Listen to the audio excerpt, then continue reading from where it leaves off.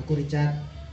Kalau bicara tentang kebijakan yang diajarin oleh orang tuaku waktu dulu itu, salah satunya cara menggosok gigi. Dimana orang tua tuh paling melarang anaknya menggosok gigi dengan menggunakan air berlebih. Mana lagi waktu dulu orang tua itu tinggal di suatu pabrik perusahaan yang airnya itu tuh harus berebutan dengan orang pemilik yang lain. Jadi kami harus berebut air.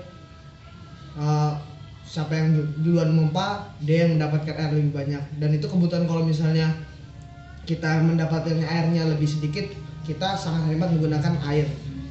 Contoh yang lain adalah cara jajan.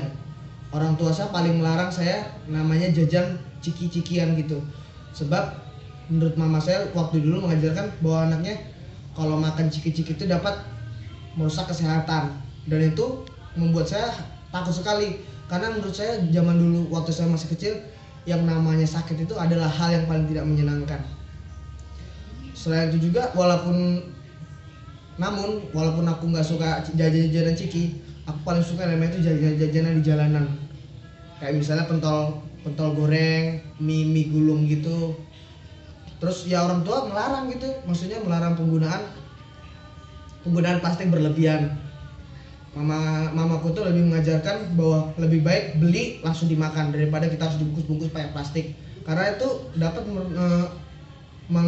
membuat sampah plastiknya lebih banyak. Dan kita tahu bahwa sampah plastik itu baru bisa terurai sampai 50 tahun, pokoknya puluhan tahun lah, bahkan sampai ratusan tahun. Dari situ orang tua itu lebih melarang kalau beli jajan pakai dibungkus.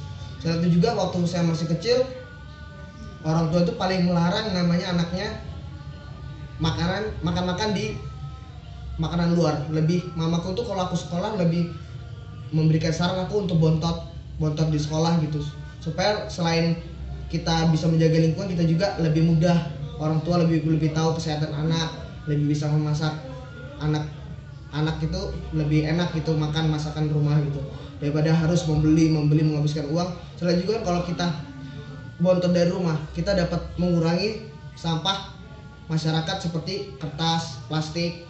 Itu kan kita bisa kurangin. Selain juga kalau kita pakai bontot, kita kan pakai kantong, pakai Tupperware. Itu juga kalau misalnya kotor kita bisa dicuci.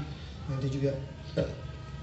Ya mungkin itu kebijakan orang tua yang menurut saya sampai sekarang sih masih berguna.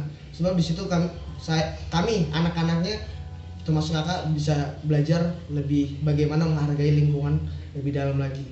Selain itu juga orang tua paling melarang anaknya itu yang namanya mengencingin pohon, karena katanya mamaku kalau kita mengencingin pohon kita nggak menghargai tumbuhan. Ternyata memang setelah aku pelajari, selain itu juga pohon dia boleh dikencingin karena bisa layu katanya.